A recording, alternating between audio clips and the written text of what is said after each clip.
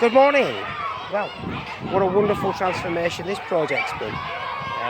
Collaborated with a local farmer here.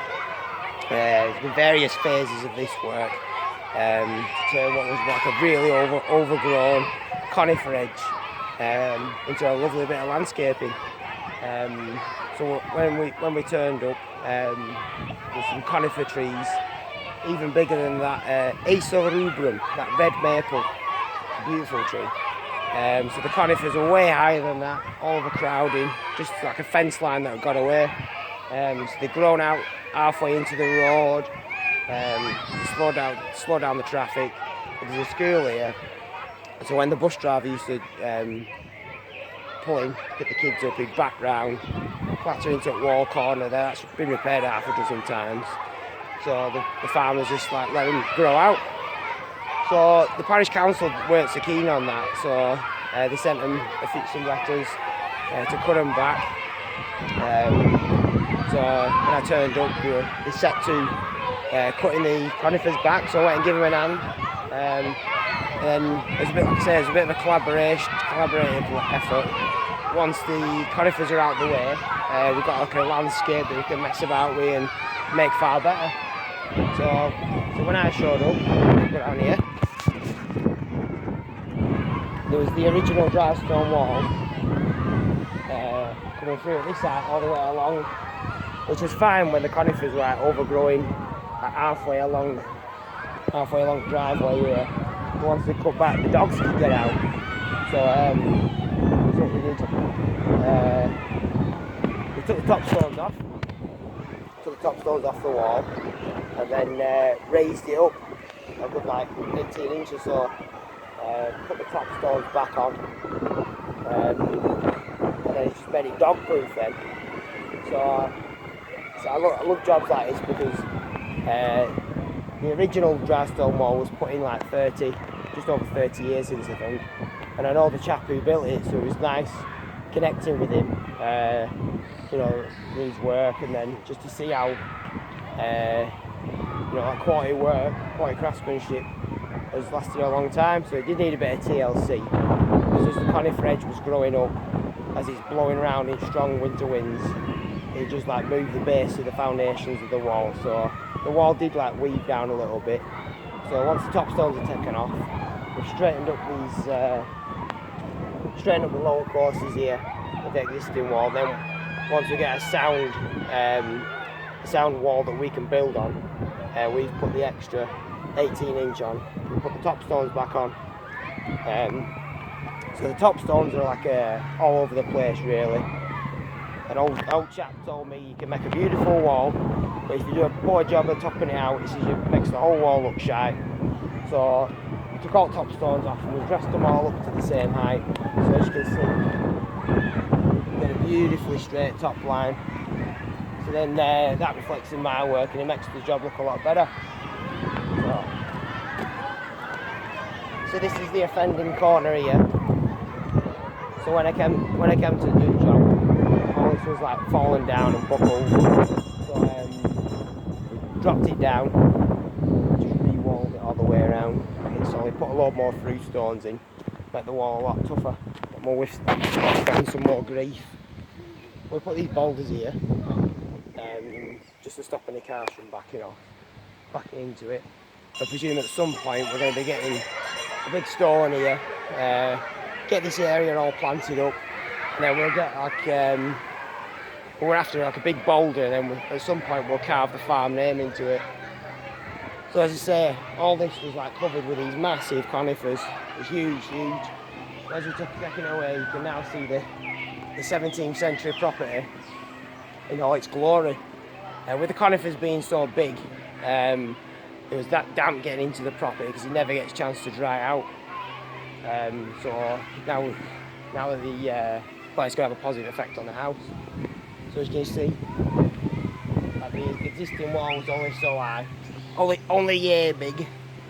So straightened it out, raised it up, and then as you can see,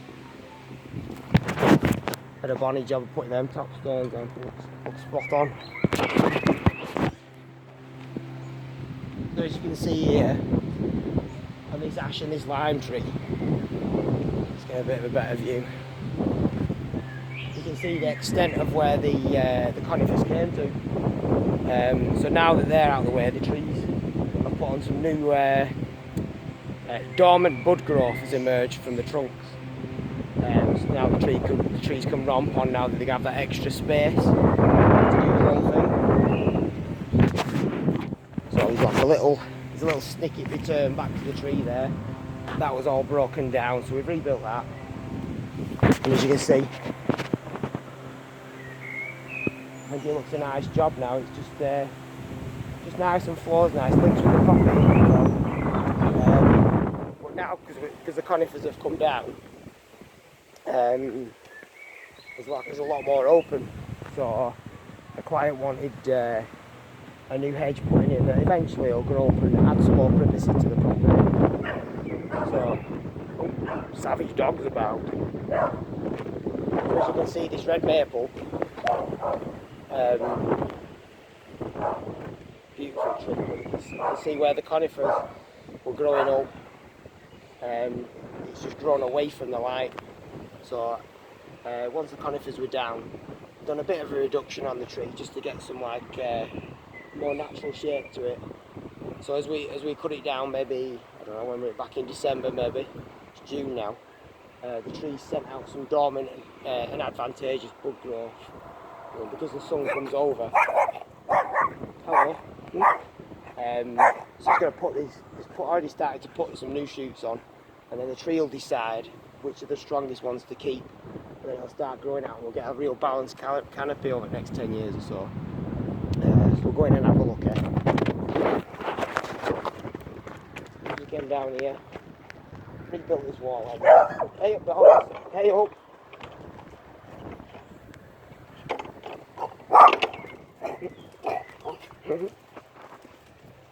So you can see with farmers planted a laurel hedge here, cherry laurel, and laurels will put on like about 3 foot of growth every year. So in no time at all, it's going to be a right nice thick edge here. We can train it over the wall and cut it back to the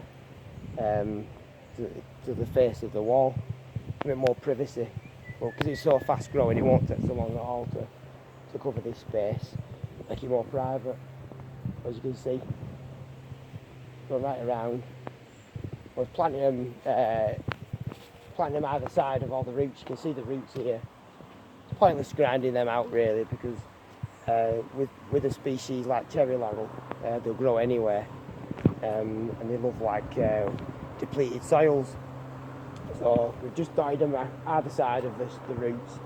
But as the roots decay, the fungal activity will break down the nutrients locked up in the roots, and then that'll nourish the new laurel plants and make them romp on. It's a beautiful spot. There's local grit stone as well. All this stone will have been quarried from like around the local area, because like back in the days, no wagons. You know, you couldn't chuck your stuff on a tractor and trailer and take it because they weren't there. So what they used to do is like quarry everything locally. All the dry stone walls would probably work in the quarries, and you'd go off working on farms. They had a lot of Irish lads building walls in the 1800s. They'd like work at quarries, and then jobs would come in, so they'd come and do bits of walls for local farmers. So that's all local grit stone here. So this beautiful pond here, and I thought, how can we like link the garden to the pond? So we put this beautiful Japanese maple in, Nasa japonica. And what this is like a real nice lime green foliage, but then when autumn comes it turns to a real deep golden red colour. I think dogs found something tasty there, isn't it? So what I'm hoping is that in future, once this tree ramps on, because they only grow to like 4 or 5 metres bases, so that's going to be growing right out over the pond. Got like a nice Japanese kind of garden there. So yeah, what a transformation. Beautiful. And the sun's here, so we can get the kettle on and just sit out and chill. So, right, enjoy your day.